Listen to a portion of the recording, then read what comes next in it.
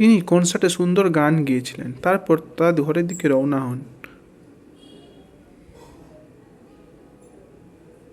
তার সাথে দেখা করতে কেশার ঘরের বাইরে প্রচুর লোক জড়ো হয়েছিল।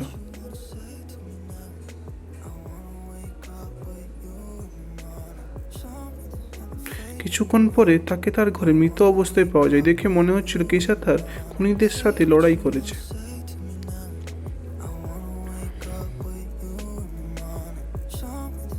গোয়েন্দা মেহেনকে তার হত্যার তদন্তে ডাকা হয়েছিল।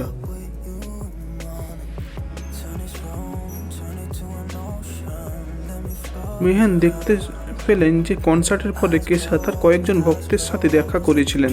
মেহেন তাদের জিজ্ঞাসাবাদ করেছিলেন।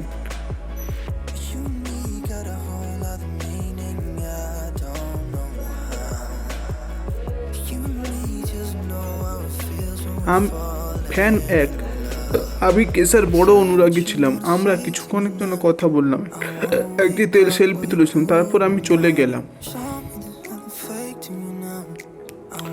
ফ্যান 2, আমি তার অটোগ্রাফ নিতে এসেছি।